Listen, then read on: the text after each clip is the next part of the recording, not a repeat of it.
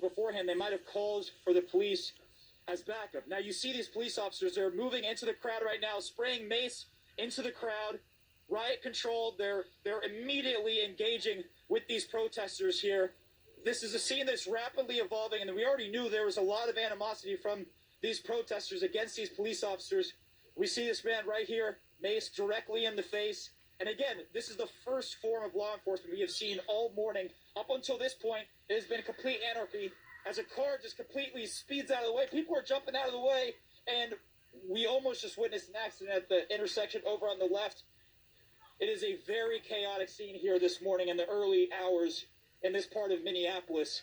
This is not what people could have imagined happening in this city, despite the pain and emotions that we have seen in regards to George Floyd. I'm lost for words, really, at this point. It is like something out of a movie. This part of Minneapolis is completely in a sense of anarchy right now. Of course. All right, get your breath. Look around. We're going to look at these pictures. Watch as police come to the scene of this burning building for the first time in more than an hour or so since Omar has been there.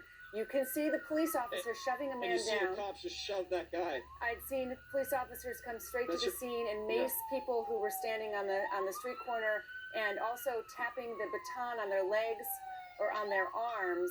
One wonders what the strategy is there of the police department to disperse those folks. You don't want to provoke the rioters more by being aggressive. And here we see these fire engines. What else are you seeing there? Well, we're seeing the fire engines pulling up for the first time as cops are literally chasing protesters away from this intersection, spraying mace as fire engines now pull in for the first time. Again, as this fire burned for more than an hour and a half, and you see protesters firing back at these police officers, throwing what appears to be bottles or of some sort towards these guys. And again, this is a sight that you would have thought we would have seen immediately as this fire went up, based on how big this scene actually was. But for the first time in more than an hour and a half, we are seeing firefighters as police have swarmed this scene and at least made a perimeter around this intersection here, all happening about a block away from the Minneapolis Police 3rd Precinct that went up in flames last night. Certainly a dangerous situation. You don't want law enforcement to be hurt by any of these thrown bottles or any of this debris that's being thrown. At the same time, you don't want to escalate the situation anymore with the batons and the mace. I wonder here what the new strategy will be then for sort of securing this area. You say for 3 nights, 2 nights for sure there have been fires, but for 3 nights there have been protests right here. That's right. For 3 nights we have seen protests, and even over the course of days as well. And I can tell you, I was here on the first day of protests that happened largely at the site where George Floyd was seen on the cell phone video. And the protests there, while we did see it in the hundreds, were largely peaceful.